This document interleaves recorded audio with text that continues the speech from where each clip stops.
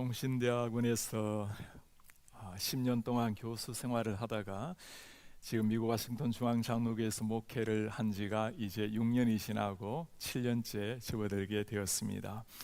저희 교회는 참 좋은 하나님의 교회입니다. 미국의 교회가 한 40만 개 있다고 말씀을 하는데 그 가운데 5만 3천 개 교회를 조사를 해서 연구를 해서 가장 건강한 교회, 모델이 되는 교회 13개를 뽑아서 책으로 만들었는데 그 가운데 나온 한 교회가 제가 섬기고 있는 워싱턴 중앙장로교회입니다. 모든 것이 하나님의 은혜이지만 특별히 이 아름다운 귀한 교회를 위해서 헌신하신 분이 우리 원로 목사님이셨던 이원상 목사님의 헌신이 있었습니다. 목사님께서는 2년 6개월 전에 하나님의 품으로 부름을 받으셨습니다. 목사님께서 부임을 하셨을 때는 교회 성도가 한 50명 정도가 되었고 목사님 몇 년 동안 섬기다가 교회가 조금 힘들어져서 한 반 정도 성도님들이 떠나가게 되었습니다. 그리고 한 25명 되는 성도님을 데리고 참 신실하게 목회를 하셔서 목사님 25년간의 목회 가운데 3,000명이 넘는 많은 사람이 출석을 하게 되었습니다. 지금은 하나님의 은혜로 우리 영웅권 교회를 합하면 한 5,000명 넘게 주일마다 참석해서 하나님을 영원롭게 예배를 하고 있습니다. 사람들은 우리 귀한 원로 목사님을 뵐 때마다 참 예수님을 닮은 목사님이라고, 그분을 보면 예수님의 성품이 무엇인지를 발견하게 된다고 그렇게 말씀을 하곤 합니다. 목사님의 삶에서 모든 것을 본받고 싶지만 특별히 본받기 원하는 것이 목사님의 기도의 삶이었습니다. 목사님께서는 매주 수요일을 온종일 금식으로 기도를 하셨습니다. 매달 1, 2, 3일을 금식으로 기도를 하셨습니다. 그러니 수요일 금식기도 매달 1, 2, 3일을 금식으로 기도하시니 한 달에 7일, 8일을 금식으로 기도를 하신 겁니다. 목사님께서 돌아가시기 전에 물은 적이 있습니다. 목사님, 무엇을 위해서 그렇게 간절히 기도하십니까? 성도님들을 위해서 기도하지만 두 가지의 기도는 꼭 하신다고 말씀을 해요. 첫 번째는 하나님, 내 눈을 열어서 하나님의 영광을 보게 해 주십시오. 하나님의 그 찬란한 영광을 보아야 내가 하나님의 말씀을 바르게 전할 수 있겠습니다. 두 번째 기도, 하나님 저를 긍휼히 불쌍히 여겨 주십시오. 정말 하나님께서 그 귀한 목사님을 통해서 무엇을 통해서 사용하시는지 그 비결이 그 기도에 있었습니다. 사람들은 예수님을 닮은 목사님이라고 그렇게 목사님을 존경하고 추앙하지만 하나님 앞에 주님 저를 긍휼히 여겨달라고, 하나님의 긍휼히 여기지 않으시면 한순간도 나아갈 수 없느라고 겸손하게 무릎 꿇는 거기에 우리 하나님께서 사용하신 비밀이 있는 겁니다. 목사님께서 돌아가시기 전에 아들에게 남긴 말씀이 있습니다. 나는 특별한 재능이 없는 사람이란다. 설교가 뛰어난 것도 아니고 행정력이 뛰어난 것도 아니란다. 내가 하나님 앞에 모든 게 다 부족하지만 두 가지 한 것이 있단다. 사랑하고 기도하는 일이었단다. 하나님을 사랑했고 가족을 사랑했고 성도를 사랑했고 그리고 성도들을 위해서 가족을 위해서 기도한 것, 그것뿐이란다. 목사님의 고별 예배에는 4,000명이 넘는 많은 사람들이 참석을 해서 목사님의 마지막 길을 환송을 했습니다. 그분들이 모두가 목사님의 기도의 은혜를 입었던 사람들입니다. 기독교, 저는 이렇게 부르고 싶어요. 기독교는 기도교다. 우리 성도님들 같이 한번 볼까요? 기독교는 기도교다. 기독교는 기도교다. 우리 그리스도인들은 문제가 없으면 감사함으로 하나님 앞에 기도할 것이고, 문제가 일어난다면 간절한 마음으로 기도하는 사람들, 밤낮으로 주님 앞에 기도하기를 쉬지 않는 사람이 하나님을 아는 그리스도인들의 삶입니다. 누가 이렇게 기도를 할 수가 있는 사람일까요? 우리 인생이 영적인 전쟁이라는 것을 아는 사람입니다. 영적 전쟁에는 영적 전쟁의 승리의 비결이 있는 겁니다. 우리가 나아가서 힘껏 영적 전투를 벌이지만 그러나 승리의 깃발은 하나님이 주셔야 휘날린다는 것을 아는 사람, 승리의 비결이 하나님 앞에 있다는 것을 믿는 사람이 무릎을 꿇을 수 있는 사람입니다. 누가 이렇게 살아갔습니까? 우리 예수님께서 먼저 그렇게 살아가신 분이셨습니다. 예수님께서 공생애를 시작하실 때 먼저 하신 일이 뭐죠? 세례를 받으시고 난 다음에 40일 동안 금식으로 기도를 하셨습니다. 그분 자신이 하나님 자신이었지만 하나님 앞에 40일 동안 광야에서 기도함으로 자신의 능력, 자신의 고난이 아니라 100% 하나님 앞에 의지했던 예수 그리스도, 사역의 시작이 기도였습니다. 예수님의 삶의 과정도 기도였습니다. 마가복음에 보면 예수님께서 새벽을 깨워서 기도한 말씀이 나옵니다. 새벽 아직도 밝기 전에 예수께서 일어나 한적한 곳으로 가서 거기서 기도하시더니, 사람들은 새벽 기도를 우리 한국교회가 시작을 했다고 말하지만 그러나 실제 새벽 기도는 누가 먼저 하셨죠? 우리 예수님께서 밝기 전에 매일 새벽을 깨워서 우리 하나님 앞에 기도하셨습니다.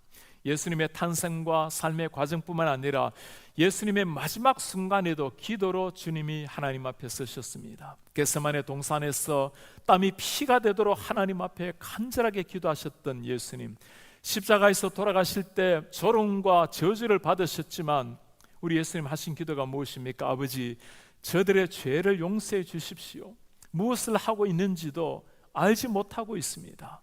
마지막 순간까지 나 같은 죄인을 위해서 눈물로 피로 땀으로 기도하신 우리 예수님, 그 삼위일체 하나님께서는 지금 또 우리를 위해서 말할 수 없는 탄식으로 이 시대도 믿지 않는 영혼이 죽은 사람들 하나님 앞에 나아오도록, 그리고 하나님 앞에 살아난 사람들이 제대로 된 하나님의 제자로 살아내기를 위해서 성령도 말할 수 없는 탄식으로 지금 또 우리를 위해 간구한다고 성경이 말씀하고 있는 겁니다. 예수님의 삶 자체가 기도의 삶이었어요. 주님의 제자들의 삶은 어땠을까요? 예수님을 잘 몰랐을 때 그들은 기도의 진정한 비밀을 몰랐습니다. 그러나 정말 주님을 알고 나니까 달라졌습니다. 제자들의 삶을 보면 사복음서의 제자들의 삶과 사도행전의 제자들의 삶이 완전히 달라졌습니다. 사복음서의 제자들 기도를 하기는 했죠.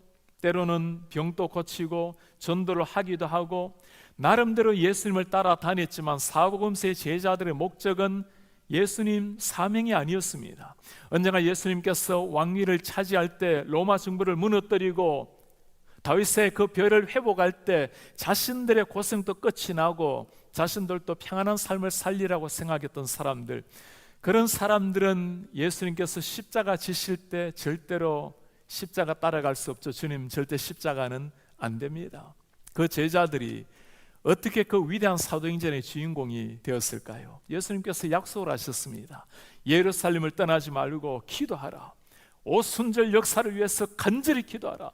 그들의 하나님 앞에 간절한 마음으로 무릎 꿇고 기도했을 때 성령이 임하셨고, 기도하는 가운데 성령을 받았을 때 놀라운 역사가 일어나기 시작합니다. 사도행전 3장에 보면 베드로와 요한이 9시 기도 시간에, 오늘날로 오후 3시 기도 시간에 성전으로 기도하러 올라갑니다. 태어나면서부터 걷지 못하게 된 장애인을 만났죠. 그들이 하는 말이 무엇입니까? 은과 금은 내게 없지만 내게 있는 건 너에게 주노니 예수 이름으로 일어나 걸어라. 그는 발목에 힘을 얻었고 걸어나서 뛰면서 하나님을 놀랍게 찬송을 했어요. 여러분, 제자들의 삶에 무슨 변화가 일어난 겁니까? 어제만 하더라도 그 거지에게 필요한 것은 몇 푼의 물질이었습니다. 가련하게 태어나서 그렇게 살다가 인생 끝낼 뻔했는데 물질이라도 좀 있어야 하루 이틀 1년의 삶을 연명했을 텐데 예수님을 만나고 나니까 전혀 달라진 겁니다. 그 거지에게 물질은 하루 이틀의 삶을 부양하게는 주었겠지만 예수님을 만나고 나니까, 기도함으로 성령을 체험하고 나니까 정말 이 가련한 거지에게 필요한 것이 무엇인지를 깨달은 겁니다. 예수의 이름이라는 것을 깨닫게 된 겁니다. 사도행전에 놀라운 역사가 일어나니 많은 사람들이 교회로 몰려들기 시작합니다. 성도들이 모여들고 숫자가 많아지기 시작하니까 정말 하나님의 영광과 사명을 위해서 달려가야 하는데, 이 사람들이 많아지니 서로 간에 분쟁이 일어나기를 시작해요. 말씀을 먼저 전해야 되는가, 구제를 해야 된다고 히브리파 헬라파들이 서로 간에 싸우기를 시작합니다. 가장 중요한 교회 분쟁 문제가 있을 때 주님의 제자들이 한 일이 뭐죠? 우리는 말씀과 기도에 전무하리라. 하나님의 말씀과 기도에 전무하리라. 제자들이 깨달은 거예요. 정말 예수님을 체험하고 나니까, 기도의 능력이 무엇인지를 깨닫고 나니까 문제 해결을 위해서 뛰어다니는 인생이 아니라 하나님 앞에 무릎을 꿇을 때 하나님이 해결하신다는 것을 깨달은 겁니다. 그분들 가슴 속에 진리의 말씀이 선포되면, 말씀으로 말미암아 우리의 영혼이 바뀌고 인격이 바뀌고 성품이 바뀌면, 그 진리의 말씀, 예수의 말씀으로 말미암아 진짜 교회가 탄생한다는 걸 제자들이 본 겁니다. 사도행전의 역사, 기도의 역사였습니다. 우리 한국 교회도 마찬가지였어요. 한국 교회가 오늘까지 세계에서 유래를 찾아보기 어려운 참 놀라운 기독교의 성장을 이루어 왔습니다. 여러분, 그 비결이 어디에 있을까요? 말씀과 기도에 전무했던 우리 한국 교회의 역사였습니다. 세상 모든 나라를 다 다니면서 하나님의 말씀을 증거했던 빌리그레암 목사님, 빌리그레암 목사님의 책에 보면 새벽을 깨운 세 나라의 이야기를 소개하고 있습니다. 캐나다와 일본과 한국이었어요. 캐나다, 새소리가 아침을 깨웠습니다. 자연이 아름다운 나라. 일본, 공장 돌아가는 소리가 새벽을 깨웠습니다. 경제적으로 부강한 나라. 한국은 무엇이 새벽을 깨웠을까요? 네, 새벽을 깨우는 교회 종소리였어요. 그리고 빌리그램이 하는 말입니다. 이 마지막 종말 시대에 우리의 영혼을 깨우는 한국의 새벽 종소리, 미래는 한국에 있다라고 그렇게 고백을 해요. 정말 그랬습니다. 우리나라에 이렇게 새벽을 깨워서 눈물로 기도했던 시대가 있었습니다. 우리 김만환 목사님 말씀을 들으니 우리 킨자님교회도 무수한 수많은 사람들이 새벽을 눈물로 깨웠고, 지금 또 저녁이 되면 밤을 지새면서 하나님 앞에 기도하는 눈물의 기도가 있다라는 고백에 얼마나 감사한지 몰라요. 이제는 우리 한국교회라면 장로님, 권사님이라는 이름은 어떤 이름이죠? 그 마룻바닥을 눈물로, 차가운 겨울날 눈물로 마룻바닥을 적시는 그 기도가 있는 사람, 그들을 두고 우리가 장로라고 권사라고 불렀던 시기가 있었습니다.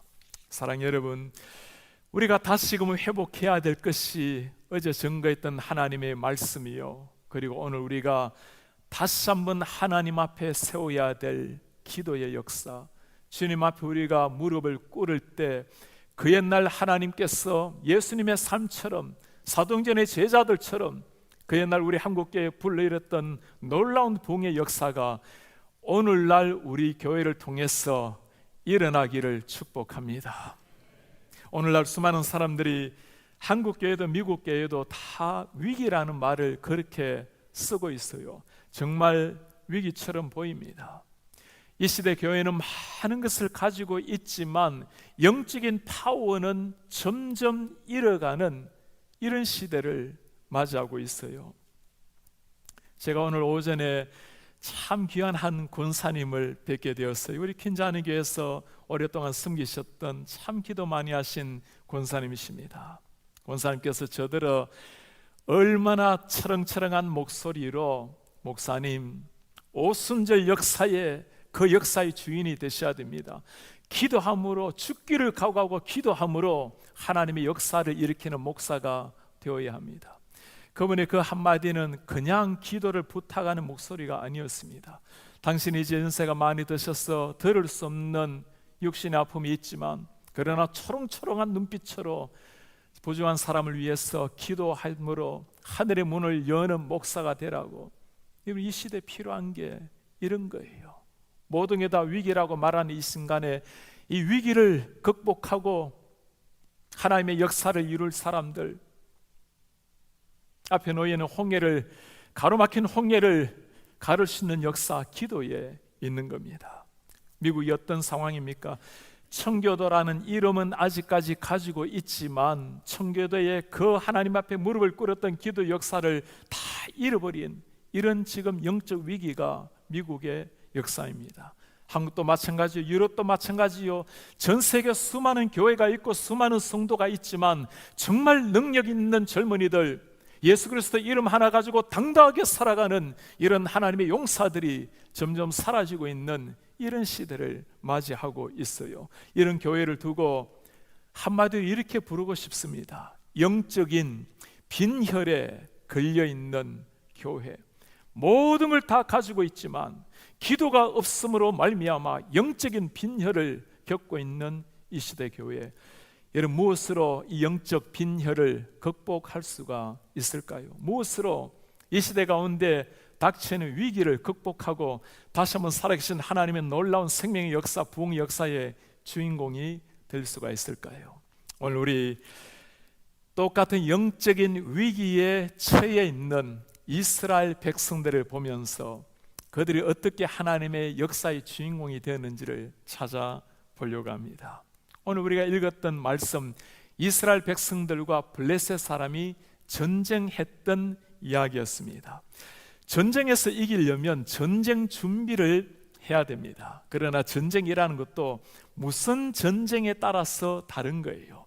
영적인 전쟁에는 영적 전쟁의 승리의 비결이 있는 겁니다. 오늘 사무엘이 이 전쟁은 하나님께 속한 영적인 전쟁이라는 것을 깨달았습니다. 무슨 말이죠?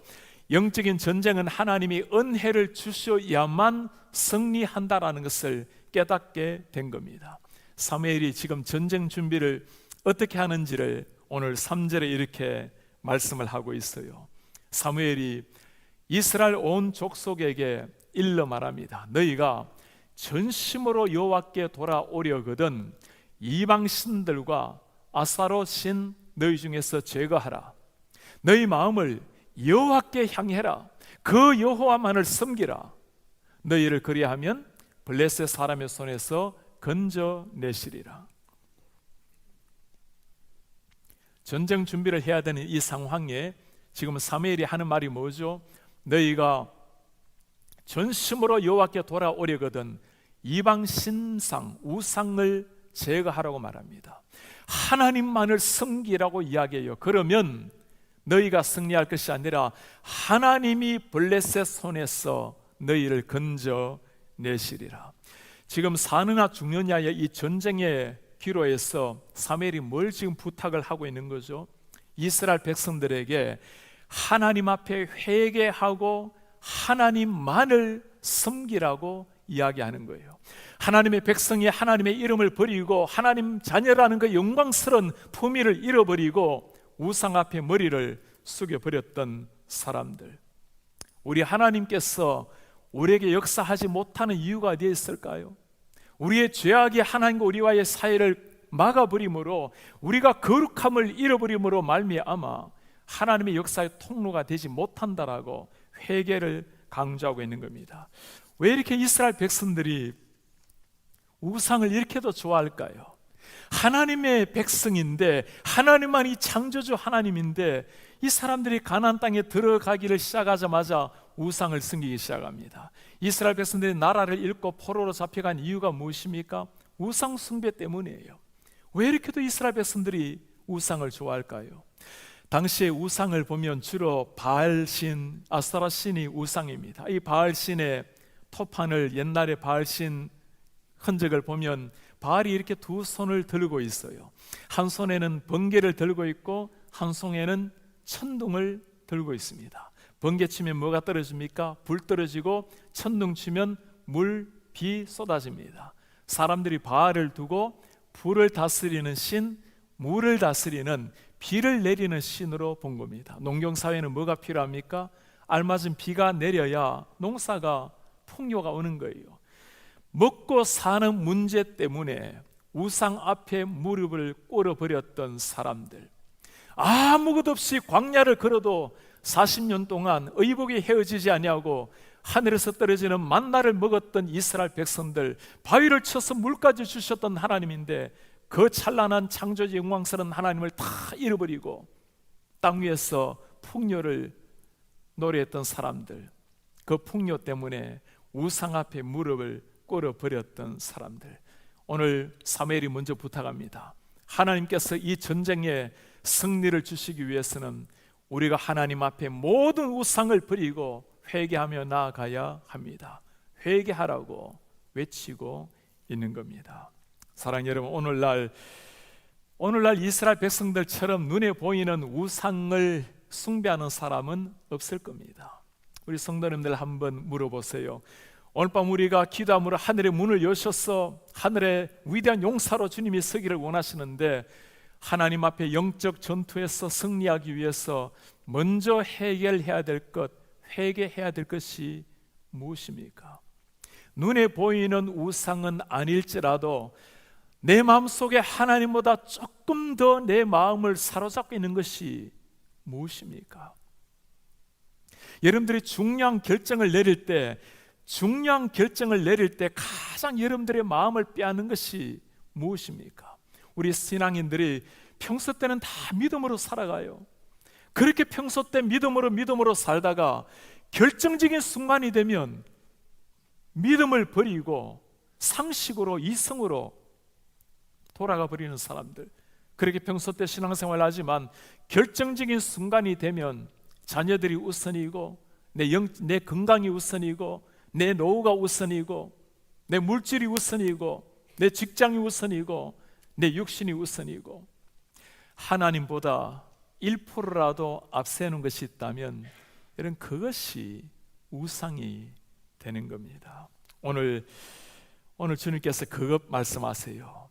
이 우상 회개해야 하늘의 문이 열린다고 말씀을 하는 겁니다. 여러분 한번 물어보세요. 내가 최근에 이 하나님 앞에 이 죄를 회개하기 위해서 정말 눈물로 고통스럽게 회개해 본 마지막 때가 언제입니까? 목사로 살아가다 보면 가장 하기 어려운 기도가, 안 하는 기도가 회개 기도예요. 새벽부터 나가서 그렇게 열심히 기도하지만 회개 기도가 점점 사라져요. 목사가 하는 일이 뭐겠습니까? 하루 종일 말씀 연구하고 기도하고 성도들을 위해서 삶을 드리는데 뭐 그리 기도할 게 많겠습니까?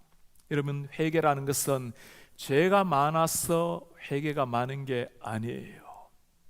환한 태양빛에는 조금만 먼지가 틀어도 먼지가 환하게 보입니다.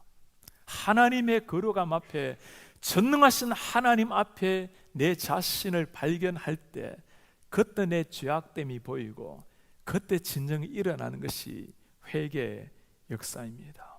우리 한국 교회가 오늘날처럼 영적인 부흥이 일어나게 된 배경에 평양 대부흥 운동이라는 것이 있어요.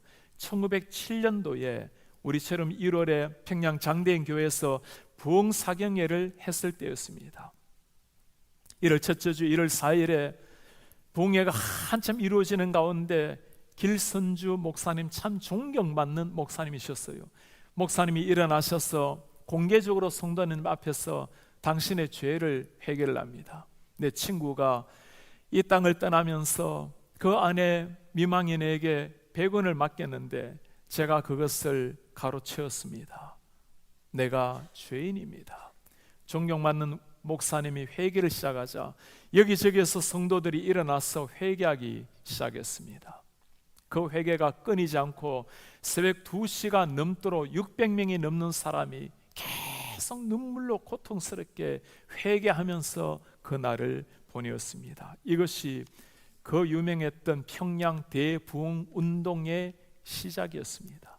이 회개의 바람, 이 거룩한 성령의 바람이 평양으로, 선천으로, 신의주로, 서울로, 광주로, 대구로, 부산으로, 조국 강산을 십자가의 붉은 피로 하나님 앞에 무릎 꿇는 회개의 기도로 오늘날 한국교회가 탄생이 된 겁니다. 사랑하는 여러분, 한번 물어보세요. 내가 하나님 앞에 정말 진지하게 눈물로 고통스럽게 회개한 마지막 때가 언제입니까? 누구나 한 번 정도는 사용해 보셨을 볼펜이 모나미 153 볼펜이죠. 우리 한국 사람이라면 한 번씩은 다 써본 볼펜입니다. 송삼석 회장이 그 모나미 153의 사장입니다. 그분이 1963년도 5월 1일에 이 모나미 볼펜이 탄생이 되었어요. 이분이 참 예수님을 잘 믿는 신앙인이었습니다. 회사가 망했어요. 망하면 회사를 일으키기 위해서 전략을 짜야 할 텐데 기도원으로 들어갔습니다. 하나님 앞에 간절히 기도하는데 주님이 그에게 3가지 회개를 시키셨어요. 사업하느라고 뛰어다니다 보니까 때로는 주의를 성수하지 못한 것, 내가 하나님 앞에 정직하게 10의 1을 드리지 못한 것, 3번째는 새벽을 깨워서 기도하지 못한 것. 회개함으로 그는 그 자리에서 결단을 냈습니다. 내가 어떤 상황이라도 주의를 하나님 앞에 거룩하게 드리겠습니다. 하나님께서 주신 물질에 정직하게 10의 1을 11절을 구별해서 드리겠습니다. 예수님이 새벽을 깨운 것처럼 내가 매일 주님 앞에 새벽을 깨움으로 무릎을 꿇겠습니다. 그리고 성경책을 펼쳤어요. 요한복음 21장이 나온 겁니다. 153마리의 거대한 물고기를 잡았지만 찢어지지 않았던 그물, 그때 탄생한 게 모나미 1로 3이었어요. 그리고 하나님 앞에 기도했습니다. 주님, 그때 아마 세계 인구가 한 50억쯤 되는가 봐요. 전 세계 인구 50억 명 한 사람 한 사람이 모나미 볼펜 한 자루는 사용할 수 있도록 50억 개를 팔 수 있도록 은혜 주십시오. 벌써 50억 개가 넘었었습니다.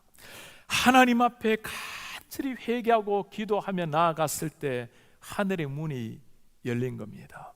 우리 생활 가운데 하나님께서 참으로 놀랍게 153마리의 물고기를 주신 일이 얼마나 많아요. 이민생활하면서 때로는 참 뜻밖의 놀라운 은혜를 받을 때가 있지만, 그러나 여러분, 아무리 풍성한 하늘의 열매라 하더라도 그물 한번 찢어져 버리면 다 날아가는 겁니다. 그게 인생이에요. 하나님이 그물을 지켜 주셔야지. 하나님 앞에 회개하고 기도하며 나아갔을 때 하늘의 문이 열리고 하늘의 영광이 나타나는 기쁨을 맛보게 된 겁니다. 주님께서 우리에게 하시는 약속이 무엇입니까? 역대하 7장에 말씀합니다. 내 이름으로 일컫는 내 백성이 그들의 악한 길에서 떠나서 죄를 회개하고 스스로 낮추고 기도하며 내 얼굴을 찾으면, 하나님의 약속이 뭡니까? 내가 하늘에서 듣고 그들의 죄를 사하고 그들의 땅을 고칠지라. 사랑 여러분, 하나님이 하신 약속입니다. 우리가 회개하고 주의 얼굴을 구하면 응답하시겠다는 하나님의 말씀, 하나님이 말씀하시면 그대로 믿고 무작정 순종하며 나아가는 이런 하나님의 사람들 되시기를 주의 이름으로 축복합니다. 회개하고 난 다음에 하나님 앞에 사무엘이 무엇을 했을까요? 오늘 5절에 사무엘의 모습이 나옵니다. 사무엘이 뭐라 말하죠? 온 이스라엘 미스바로 모여라. 내가 너희를 위하여 여호와께 기도하리라. 사무엘의 위대함이 바로 여기에 있습니다. 오늘 전쟁의 승패 누구에게 달려있다라는 것, 영적 전쟁이라는 것도 알았고, 더 위대한 것은 문제 해결이 하나님 앞에 있다라는 것도 알았습니다. 이스라엘 백성들이 그렇게 피하는 이유가 우상 숭배요 죄악 때문이라는 것을 알았고, 해결책이 회개라는 것, 기도라는 것도 알았던 겁니다. 전쟁 위에서 온 이스라엘 백성들을 미스바로 모이라고 말씀을 해요. 백성들이 어떻게 반응을 했을까요? 6절에 반응을 보입니다. 그들이 미스바에 모여서 물을 길어놓고 여호와 앞에 붓습니다. 그날에 금식하고 거기서 말합니다. 여호와께 우리가 범죄하였나이다. 전쟁을 앞에 놓고 뭐라고 말하죠? 그날에 금식하고 하나님 우리가 범죄하였습니다. 전쟁이 일어나면 백성들은 좀 굶더라도 군인들을 먹여야 되지 않습니까? 사느냐 죽느냐의 순간인데 모든 백성을 모아놓고 금식을 선포한 사무엘. 전쟁을 모르는 사람이 하는 일 아닐까요? 그게 아니었어요. 하나님을 아는 사람이었기에 할 수 있는 일이었습니다. 여러분들, 우리가 믿고 있는 믿음이라는 것이 무엇이에요? 머릿속에만 남아 있으면 그건 관념이에요.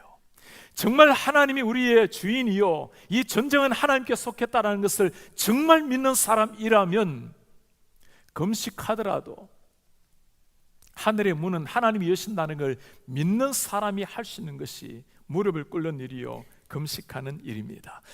여러분, 이때 이 블레셋 사람들이 이거야말로 정말 기회 아닙니까? 사람들을 다 한 곳에 모아놨죠.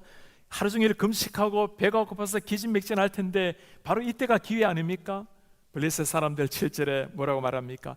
이스라엘 자손이 미스바에 모였다함을 블레셋 사람들이 들었어요. 그 방백들이 이스라엘을 치러 올라온지라. 당연하죠. 이때야말로 정말 동안에 든 쥐처럼 그들은 맹렬하게 쳐들어오기 시작을 했습니다. 세상 사람들은 세상 방식으로 싸우는 거예요. 하나님을 정말 믿는 사람들은 다른 방식이 있는 거예요. 정말 영적인 전쟁인 것을 아는 사람은 이 문제를 하나님 앞에 가지고 오는 겁니다. 이스라엘 백성들 그 기진맥진에 있는 순간에, 모여있는 순간에 블레셋 사람들, 이들은 전쟁으로 잔뼈가 굵은 사람들인데 쳐들어왔을 때 이스라엘 백성들이 어떤 모습을 보였을까요? 9절에 말합니다. 사무엘이 젖 먹는 어린 양을 취하여 온전한 번제를 여호와께 드리고 예배하는 겁니다. 이스라엘을 위하여 여호와께 부르짖으매 여호와께서 응답하셨더라. 할렐루야. 여호와께 부르짖으매 여호와께서 응답하셨더라. 지금 적군이 쳐들어오고 있는데도 모여서 무릎 꿇고 금식하고 기도하고 있는 이 모습, 블레셋 사람만 보는 것이 아니라 누구도 보고 계시죠? 우리 하나님이 지켜보고 계시는 거예요. 정말 적군들이 올라오고 있는데도 태연하게 예배하고 있는 사무엘의 모습. 여러분, 이런 모습을 지켜보고 있는 우리 하나님의 그 얼굴 한번 상상해 보세요. 나를 믿어도 저렇게 나를 믿고 그 죽느냐 사느냐의 순간에서 하나님을 믿는 믿음 하나 가지고 무릎 꿇고 금식하며 예배하고 기도하는 저 사무엘을 보면서 지도자 한 사람이 바르게 서게 되니까 백성들도 두려워 떠는 순간이지만, 그러나 하나님 앞에 기도하며 나아가는 그 순간, 그 사무엘을 향해서 너무너무나 고맙다라고 미소 짓고 있는 그 하나님의 영광스러운 모습. 오늘 이 시대 가운데 하나님이 이런 사람 찾고 있는 거예요. 영적인 전쟁, 세상 속에서 세상과 싸우기 위해서 더 큰 것, 더 높은 것, 더 강한 것, 더 큰 것, 이런 그거 아니에요. 우리가 오늘날처럼 교회가 많이 가진 적이 있나요?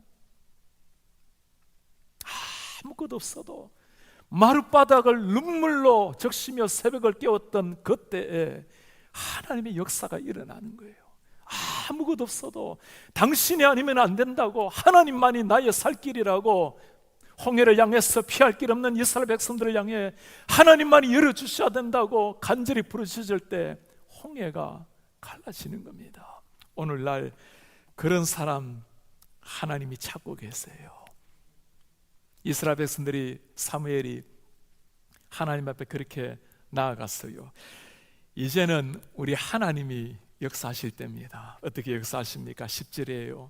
사무엘이 번제를 드릴 때 블레셋 사람이 이스라엘과 싸우려고 가까이 오매, 당연하죠. 저 사람들 치러 오는 겁니다. 그 날에 여호와께서 블레셋 사람에게 큰 우레를 발하여 그들을 어지럽게 하시니 그들이 이스라엘 앞에서 피한지라. 할렐루야. 누가 지금 싸우고 계시는 거예요?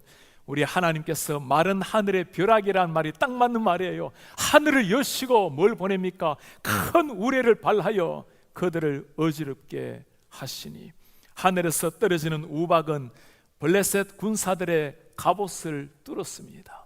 하늘에서 떨어진 우박으로 말미암아 그들은 우왕좌왕했고 마치 겨울바람에 실려가는 낙엽처럼 흩어져서 패하게 된 거예요. 하나님이 뭐라 말씀하십니까? 그들이 이스라엘 앞에서 패한지라. 사무엘이 기도했을 때 우리 하나님께서 역사를 하신 겁니다. 우리가 기도할 때 우리 하나님 오늘도 동일하게 역사하실 줄 믿습니다. 누가 이렇게 기도할 수 있는 사람일까요? 머릿속에 하나님이 아니라 진짜 하나님을 믿는 사람이에요. 성경에 보면 이 전쟁 이야기, 다윗이 늘 전쟁하는 이야기 나오잖아요. 여러분, 다윗이 가면 다윗이 전쟁할 때 성경에 보면 마치 후렴구처럼 따라다니는 단어가 하나 있습니다. 다윗이 어디를 가든지 이기게 하시니라. 그 다윗이 어디를 가든지 이기게 하시니라. 누가 이기게 하신 거예요? 하나님이 이기게 하신 거예요. 어떻게 이기게 하셨을까요? 다윗은 전쟁하기 전에 꼭 물어봅니다. 주님, 제가 올라가 칠까요? 다윗이 전쟁할 때마다 많은 병사들, 많은 병마들을 포로로 사로잡았죠. 사무엘서에 보면 참 이상한 장면이 하나 나와요. 다윗이 여느 때처럼 전쟁에서 수많은 사람들을 포로로 잡았습니다. 그리고 마병, 병거를 끄는 그 마병 1700명을 포로로 사로잡았어요. 1700마리 말 중에 1600마리 말의 힘줄을 다윗이 끊어버리는 말씀이 나와요. 여러분, 말은 힘줄 끊어버리면 소용없어집니다. 100마리만 남겨주고 1600마리 말 힘줄 다 끊어버려요. 바보 같은 사람이 하는 일 아닙니까? 사람은 죽여도 말은 살려놓아야 또 강한 군사력을 이끌 수 있지 않겠어요? 뭘 말하려고 하는 거죠? 다윗이 의존한 것은 말의 힘줄이 아니었습니다. 여호와가 나의 힘줄이 된 거예요. 우리가 다 이렇게 고백할 수 있지만 정말 중요한 것은 믿어야 역사가 일어나는 거예요. 여호와가 나의 힘줄이라고 고백만 할 것이 아니라 멀쩡한 말에 1600마리의 말의 힘줄을 끊어버리는 것, 하나님만이 내 승리의 비결입니다. 우리 하나님이 이런 다윗을 바라보실 때 무슨 생각이 들까요? 정말 네가 내 마음에 꼭 맞는 사람이라고, 내 뜻을 다 이루게 하리라고. 여러분, 다윗이 완벽한 사람이 아니었죠. 그러나 신약에서 하나님이 하시는 말씀이에요. 내 마음에 꼭 맞는 사람이라. 죄아가 없어서 완벽해서가 아니었어요. 하나님을 믿되 부족하고 때로는 연약해서 넘어지지만 전능하신 하나님을 믿는 믿음 그대로 나아갔을 때 네가 나에게 꼭 맞는 사람이라. 사랑하는 여러분, 때로 허물과 죄악 가운데 우리가 고통스러워하면서 하나님 앞에 무릎 꿇고 회개하지만 이렇게 하나님을 전적으로 의지하고 기도함으로 네가 내 마음에 꼭 맞는 사람이라고, 어디를 가든지 하나님의 승리의 주인공이 되시는 이런 하나님의 사람들 되시기를 주의 이름으로 축복합니다.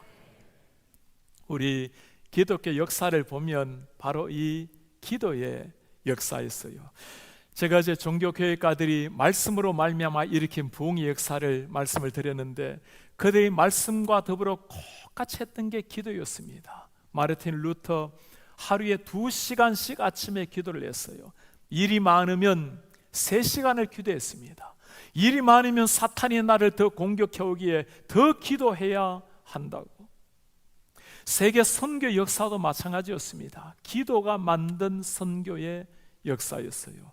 여러분, 모라비안 이름 들어보셨나요?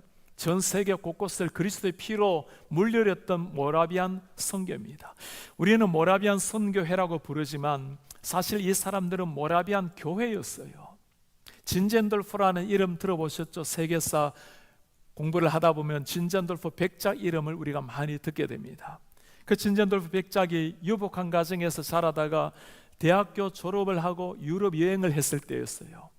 한 곳에서 예수님이 가시면류관을 쓰고 피 흘리며 돌아가시는 그림을 보게 되었습니다. 도미니코 페티라는 사람이 그린 그림이에요. 그 그림 밑에 보니까 라틴어로 쓰여져 있습니다. 나는 너를 위하여 목숨을 주건만 너는 나를 위하여 무엇을 주느냐.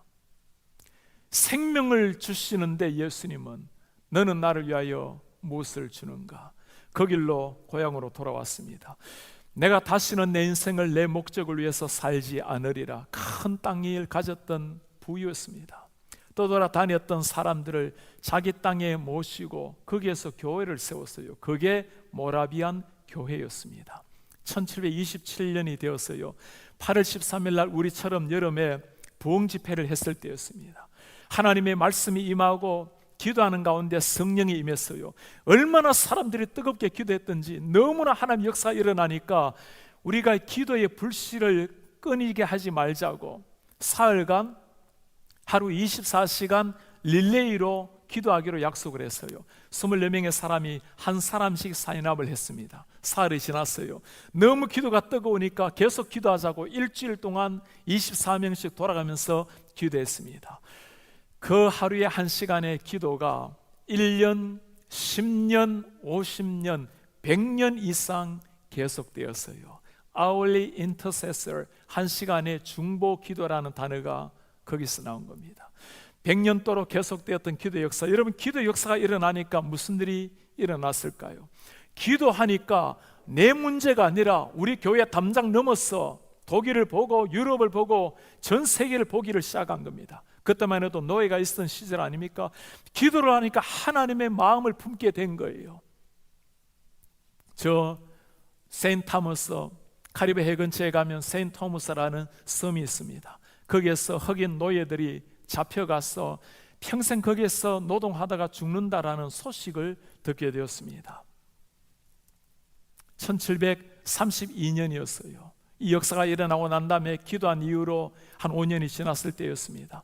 그곳에 저 흑인들 죽어가는 노예들을 위해서 누가 가서 복음을 전가하겠는가?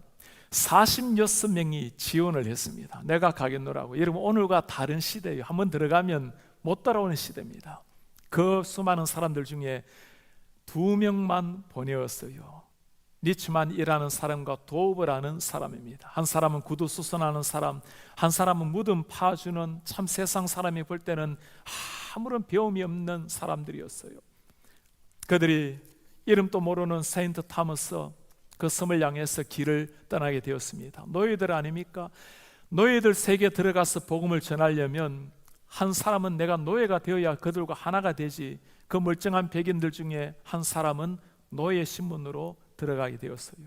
이들이 정착해서 복음을 전하기 시작해서 흥황한 역사가 일어나기 시작했습니다.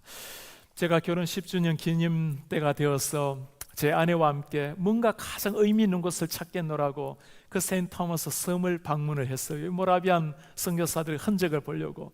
온 사람들이 다 흑인들입니다. 그때 왔던 건 노예들의 후예들이에요. 그 조그마한 섬에 얼마나 모라비안 교회들이 많이 있는지, 저희가 원했던 것은 첫 번째 그 도브와 리츠만이 파송되었던 그 교회를 찾기를 원했어요. 섬 곳곳을 찾아다니까 많은 모라비안 교회가 있어요. 한 교회를 보니까 1741년도 세워진 베다니 교회가 나와요.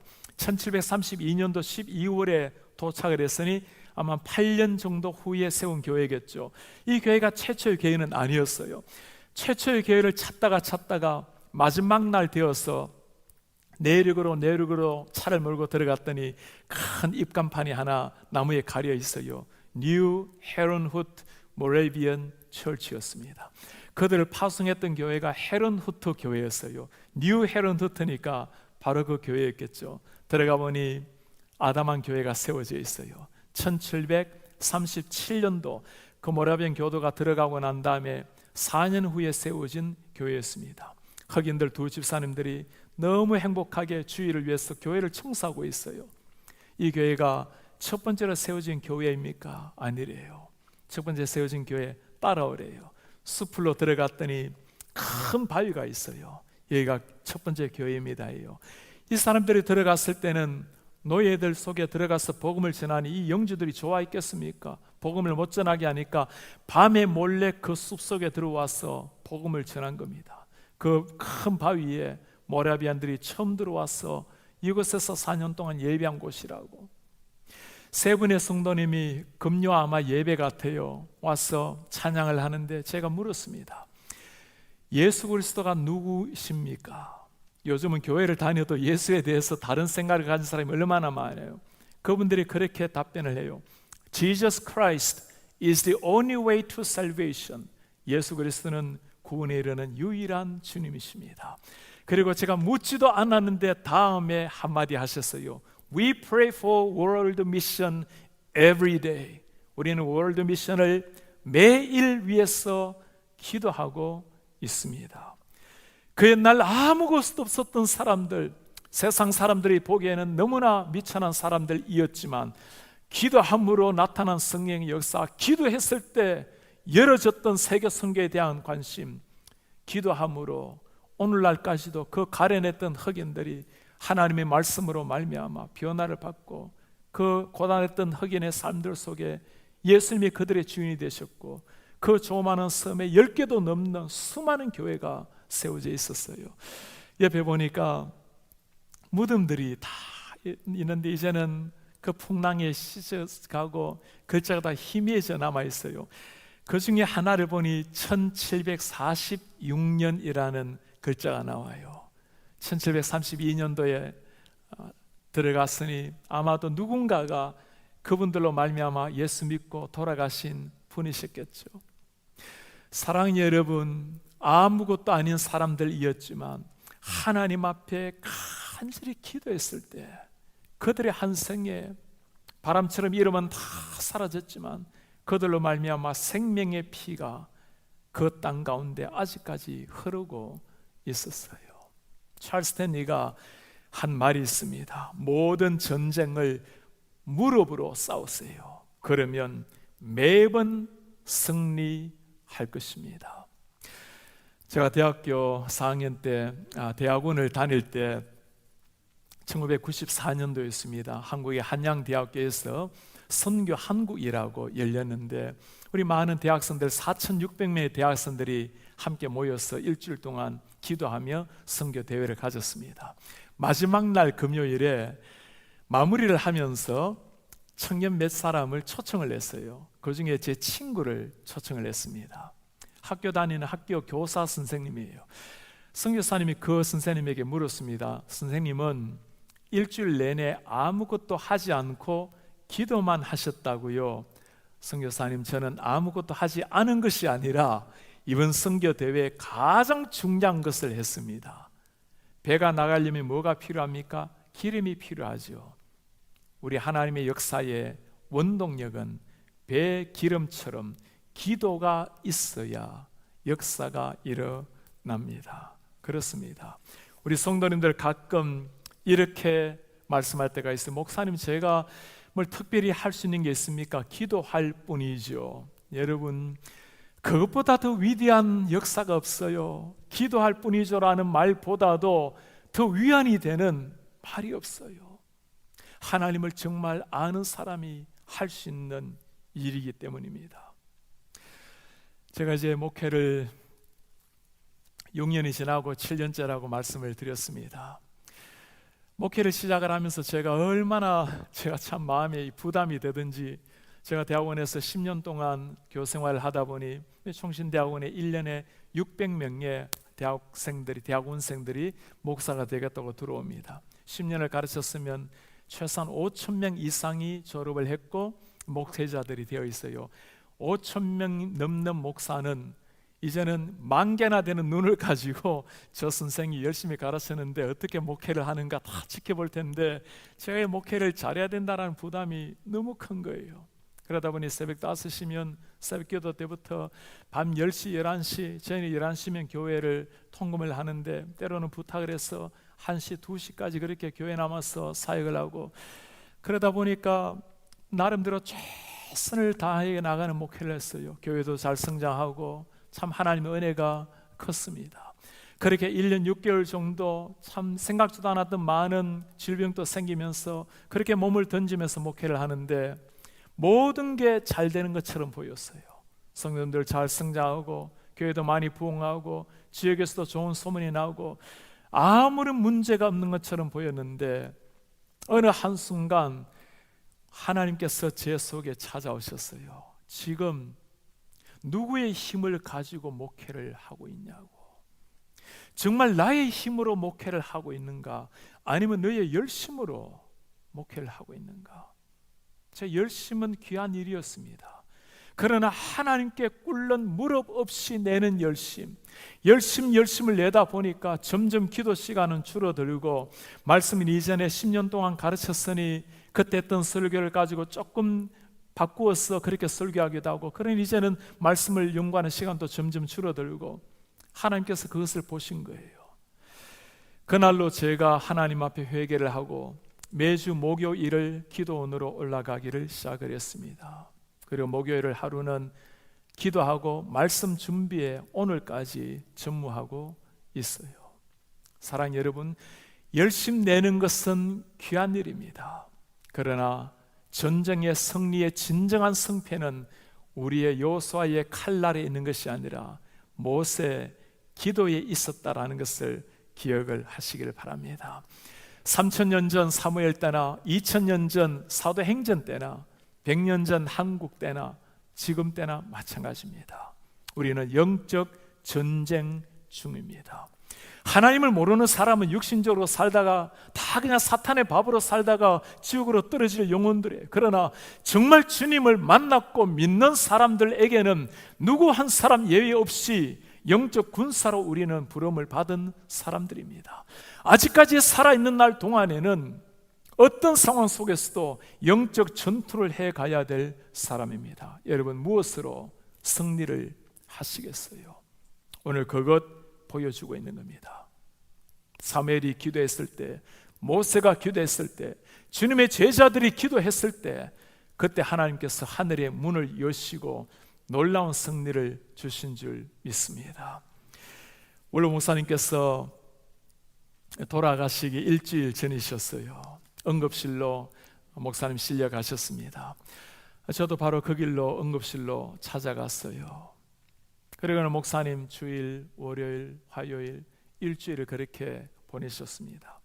매일 목사님을 찾아가는데 참 목사님 마지막 순간에도 그렇게 인자한 모습으로 하나님 앞에 평안하게 쓰셨어요. 금요일이 되었습니다. 아프리카에서 선교사님 한 분이 찾아오셨어요.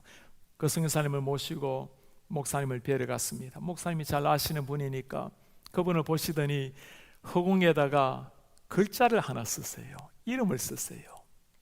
그 선교사님은 이분과 함께 동역하고 있는 분입니다. 내가 그분을 위해서 매일 기도하고 있다고 말씀을 해요. 그리고 또 하나 허공에다가 이름을 쓰세요. 영어로 쓰세요. S-P-R-I 이렇게 쓰세요. 여러분 무슨 말일까? 이 단어가 내 목사가 SP 나오면 스피릿 아니겠어요? 제가 목사님 스피릿 성령 말입니까? 아니래요. 다시 써요. S-P-R-I-T-E 이게 뭐죠? 예, 스프라이트예요. 내가 지금 스프라이트를 마시고 싶다는 거예요. 지금 죽음을 앞둔 돌아가시기 이틀 전에 스프라이트를 마시고 싶다고 스프라이트 달라고 하는 그 목사님을 보면서 제가 눈물이 확 쏟아졌어요. 사람들은 그분을 정말 예수님 같으신 분이라고 한결같이 그분을 다 존경하는데 그분도 참 연약한 한 사람이었어요.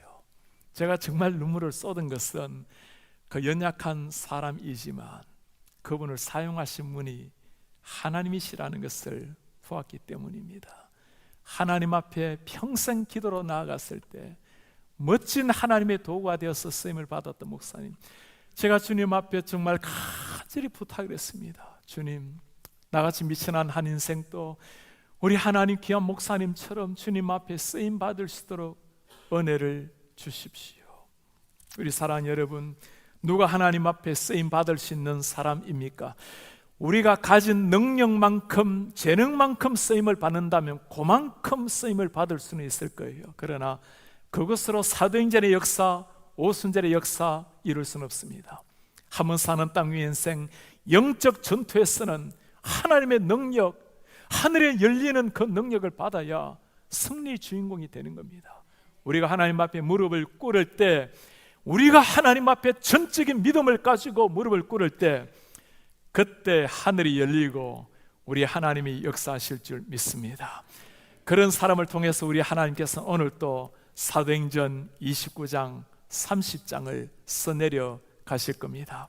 우리 괜찮은 교회 사랑하는 성도님들, 하나님의 진리의 말씀, 예수의 피 묻은 십자가의 복음을 심장에 새기고 우리 주님 앞에 기도함으로, 하나님 앞에 무릎을 꿇음으로 내 영혼도 새로워지고 우리의 가정도 이렇게 세우고 우리 교회가 하나님의 거룩한 교회로 사등정적 교회가 일어나서 우리 교회로 말미암아 잠들어있는 뉴욕 교회를 깨워내고 전 세계 열방을 향해서 하나님의 복음을 들고 나아가서 지켜보시는 하나님이 만면의 미소를 짓게 만드는, 우리 하나님을 감동시키는 이런 하나님의 사람들, 하나님의 교회 되시기를 주의 이름으로 축복합니다.